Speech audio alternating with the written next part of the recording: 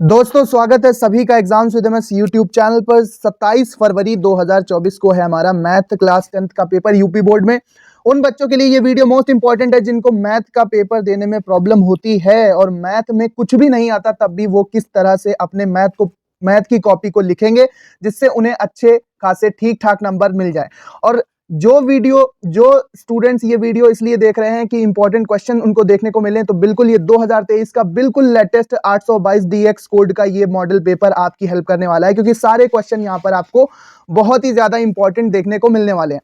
तो यहाँ पर देख सकते हैं हिंदी और इंग्लिश वर्जन का ये 2023 का ये बिल्कुल लेटेस्ट मॉडल पेपर, पिछले साल का किस तरह से पेपर आया, यहाँ पर सारे निर्देश आप पढ़ेंगे ध्यान से।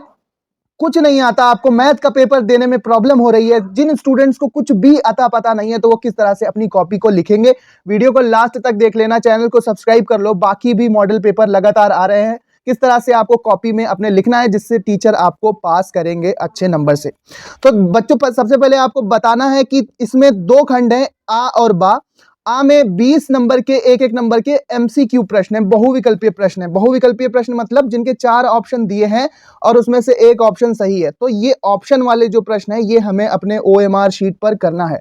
ओएमआर शीट जो आपको मिलेगी, ओएमआर उत्तर पत्रक पर अंकित किए जाने के बाद उसको काटना नहीं है, इरेजर या व्हाइटनर का प्रयोग भी आप नहीं कर सकते हैं। एक आपको 4 यहाँ पर गोले दिए होते हैं ओएमआर शीट पर, एक आपको फिल करना है सही ऑप्शन, और 20 नंबर के प्रश्न सॉल्व करने वाले हैं जो कॉपी पर सॉल्व किए जाएंगे। रफ कार्य के लिए ध्यान से देख लो बच्चों कि यदि आपको रफ कार्य करना है, मैथ का पेपर है 27 फरवरी को, तो रफ कार्य के लिए अगर आपको स्थान चाहिए तो उत्तर पुस्तिका के बाएं पृष्ठ पर रफ कार्य आप कर सकते हैं। ठीक है, रफ कार्य में कंफ्यूज मत होना। बहुत से बच्चों ने कमेंट किया था कि सर रफ कार्य कहाँ करना है, तो रफ कार्य अपने लेफ्ट पेज पर कर सकते हैं, बाएं पेज पर, और फिर उसको काट सकते हैं आप। ठीक है, काट देना। यदि पूछा गया हो तो रचना के पद आप जरूर लिखेंगे, ये निर्णय वगैरह में पूछा गया, बताना पड़ेगा आपको।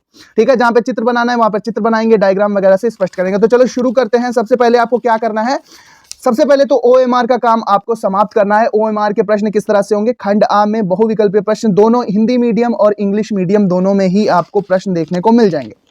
ठीक है, जैसे यहां पर क्या होगा, मैं आपको उदाहरण से बताता हूं कि परिमेय संख्या 17/2 की पावर 2 × 5 का दशमलव प्रसार निम्नलिखित में से किस दशमलव स्थान तक समाप्त होगा, किस दशमलव स्थान के बाद समाप्त होगा।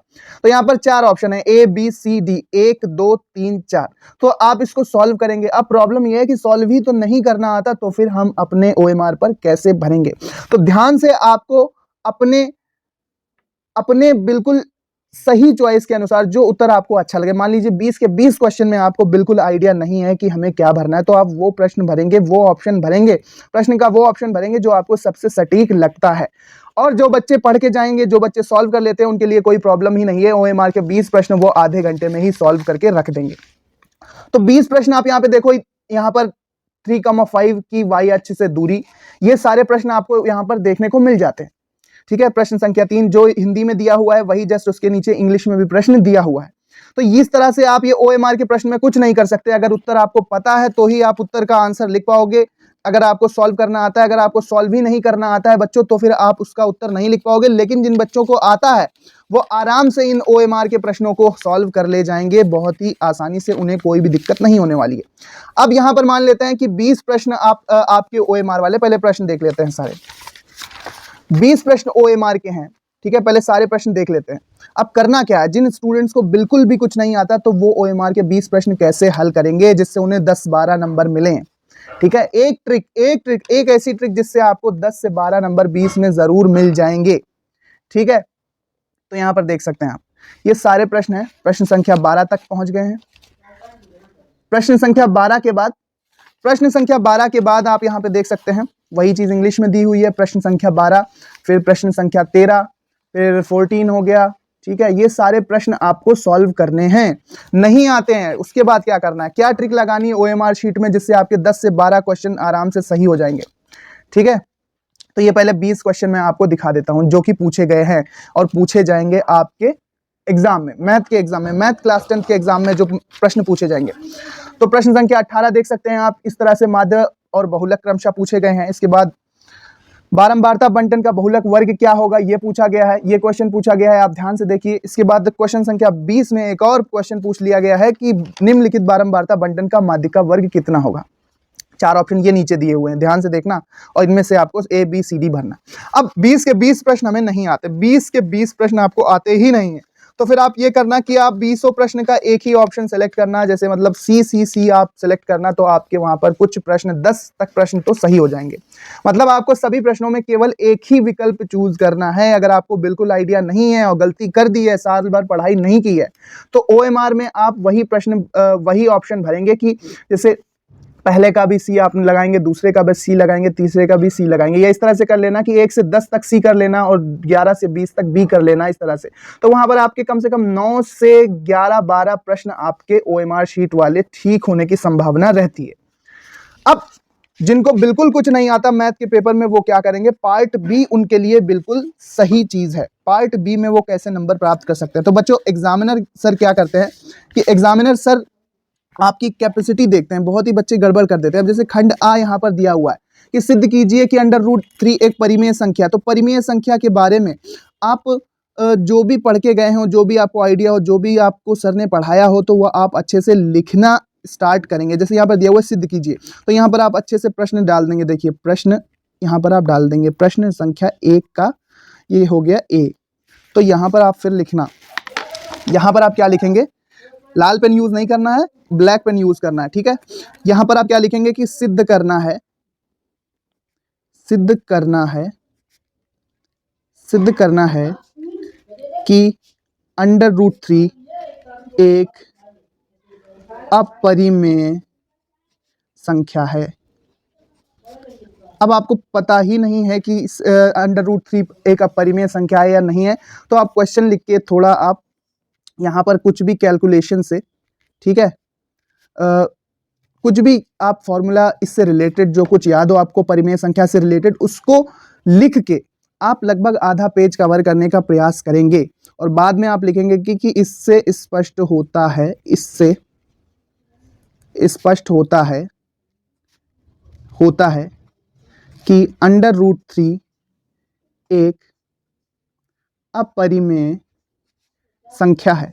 मतलब क्वेश्चन को उतारना है, लेकिन क्वेश्चन को चालाकी से उतारना है। कुछ फॉर्मूला लिख देना है, कुछ जो आपको याद है वो लिख देना है, कुछ जानकारी आपको पता है उसके बारे में वो लिख देना है, जिससे आपका क्वेश्चन खाली नहीं जाएगा। आप देखो यहाँ पर जैसे बी क्वेश्चन दिया हुआ है, यदि tan a + b = 1, ठीक है। तो यहाँ पर देखो क्वेश्चन सबसे पहले डालना। अब ये दूसरा क्वेश्चन आप हल कर रहे हो, ठीक है। कुछ भी नहीं, जिन स्टूडेंट्स को आता उनके लिए बात हो रही है, जिनको आता है तो उनको तो फिर आता ही। क्वेश्चन नंबर फर्स्ट का बी, ठीक है, पार्ट बी में फर्स्ट का बी है, दिया हुआ है।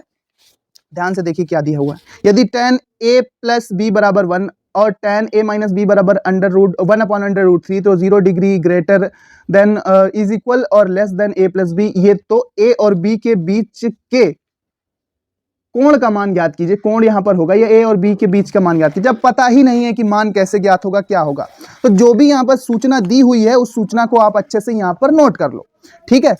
देखो इधर बताते हैं। अब आपको आइडिया ही नहीं है कि करना क्या है। अब यहाँ पर आप सॉल्व कर रहे हैं प्रश्न 1 का b, यहाँ पर 1 का b आप सॉल्व कर रहे हैं। तो आपने प्रश्न डाला, तो यहाँ पर आप लिखेंगे, अच्छे से लिखेंगे, दिया है, क्या दिया हुआ है, जो भी जानकारी प्रश्न में दी हुई है उस जानकारी को आप अच्छे से लिख दीजिए। दिया है tan a + b = 1, ये दिया हुआ है। और क्या दिया हुआ है, tan a - b = 1/√3।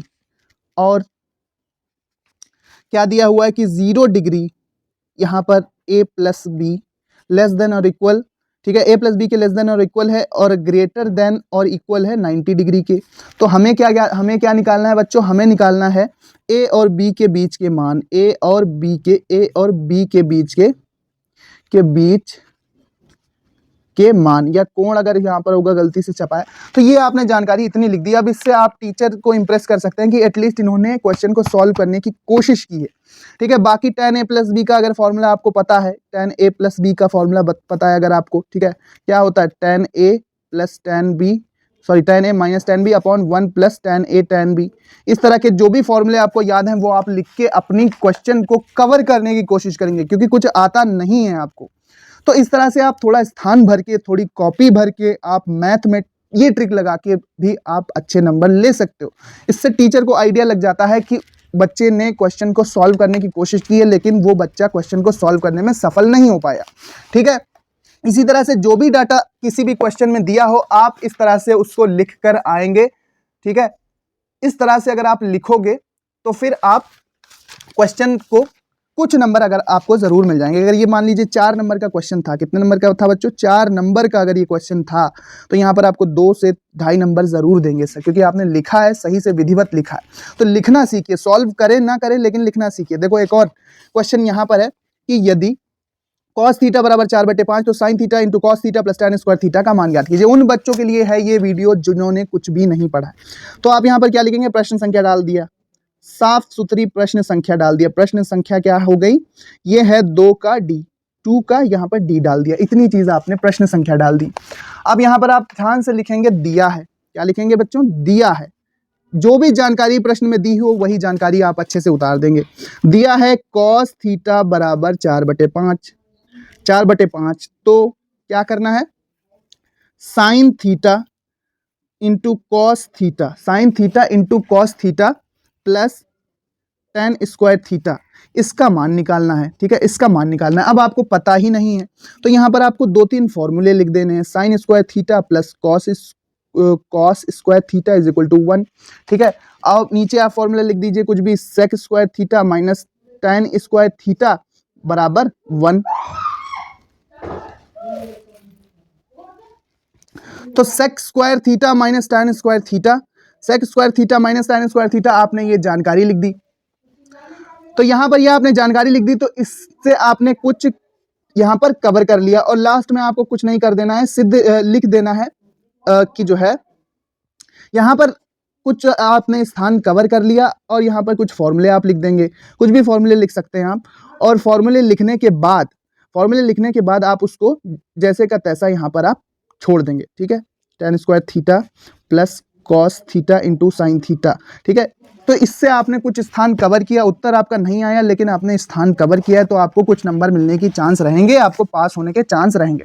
इस तरह से अगर आप सही जानकारी क्वेश्चन को उतारोगे तो आपको दोस्तों बच्चों आपको जरूर नंबर सर देंगे। यहाँ पर ये सारे प्रश्न आप देख लो, जिन्होंने अच्छे से सॉल्व कर रखा है वो इस सभी प्रश्नों को ध्यान से देख लें। ये प्रश्न है जो कि 27 फरवरी मैथ के लिए इंपॉर्टेंट है। ठीक है, हाइट एंड डिस्टेंस का यहाँ पर ये प्रश्न पूछा गया कि एक मंदिर की ऊंचाई 15 मीटर है, मंदिर के शीर्ष से सड़क की दूसरी ओर भवन बनाने के शीर्ष उन्नयन कोण 30 तथा भवन के पाद का अवनमन कोण 45 डिग्री, तो सिद्ध कीजिए कि भवन की ऊंचाई इतने मीटर है। नहीं आता तो ये वाला करना है कि एक भवन के शीर्ष में एक स्तंभ के शीर्ष का उन्नयन कोण 60 डिग्री है, भवन के शीर्ष से स्तंभ के पाद यानी कि जो रूट है उसका अवनमन कोण 45 डिग्री सेल्सियस, यदि स्तंभ की ऊंचाई 40 मीटर है तो सिद्ध करना है कि भवन की ऊंचाई 20 ब्रैकेट अंडर रूट 3 - 1 मीटर है। इसके अलावा यहाँ पर साइड में क्वेश्चन देख लेते हैं जो कि क्वेश्चन पूछे गए हैं। यहाँ पर एक और क्वेश्चन पूछा गया मेंसुरेशन से, क्वेश्चन संख्या 5 की। एक ठोस एक शंकु के आकार का है, एक ठोस एक शंकु के आकार का है जो एक समान आधार त्रिज्या के अर्धगोले पर अध्यारोपित है। यदि अर्धगोले का वक्र पृष्ठ तथा शंकु का वक्र पृष्ठ समान हो तो शंकु की त्रिज्या और ऊंचाई का अनुपात निकालो। नहीं आता बच्चों तो आप ये वाला करेंगे कि 12 सेंटीमीटर, 16 सेंटीमीटर और 20 सेंटीमीटर व्यास वाले धातु के 3 ठोस गोलों को पिघलाकर एक ठोस गोला बनाया जाता है। इस ठोस गोले का व्यास कितना होगा, ठीक, डायामीटर कितना होगा, ये आपको बताना है। तो ये पेपर है। ट्रिक आपको कैसे लगानी है, कॉपी में जानकारी भर के आप अच्छे से कॉपी को थोड़ा सजाने की कोशिश करना। जैसे आप देख सकते हैं कुछ भरी भरी कॉपी लग रही है। जिनको कुछ नहीं आता वो अच्छे से पास होने के चांस उनके बन जाएंगे। जो भी फॉर्मूला आता हो, जितना भी फॉर्मूला आता हो उतना फॉर्मूला लिखने की कोशिश करो। इस तरह से प्रश्न संख्या अच्छे से डालो, जो भी जानकारी दी हुई है उस जानकारी को लिख दो और कुछ फॉर्मूले लिखकर आप कुछ वैल्यू अगर दी है तो वैल्यू वगैरह मान वगैरह रखकर आप उसको वहीं पर छोड़ देंगे। तो वहां पर टीचर को पता चलेगा कि इन्होंने सॉल्व करने की कोशिश की और आपके पास होने के चांसेस बहुत ही ज्यादा बढ़ जाएंगे बच्चों। सो मिलते हैं नेक्स्ट वीडियो में। ये एक ट्रिक वीडियो था। जिन्होंने मैथ नहीं पढ़ा या जिनको मैथ नहीं आती, हो जाता है नहीं पढ़ाई नहीं हो पाती मैथ की, तो वो ये ट्रिक अप्लाई जरूर करना, कम से कम लिख कर आना जिससे आप पास हो सको। बाकी पेपर आपके आते रहेंगे, बाकी पेपर में मेहनत करो, उसमें अच्छे से अच्छे नंबर लाओ। मिलते हैं नेक्स्ट वीडियो में। चैनल को सब्सक्राइब कर लीजिए। वीडियो देखने के लिए धन्यवाद। दोस्तों में जरूर शेयर करो।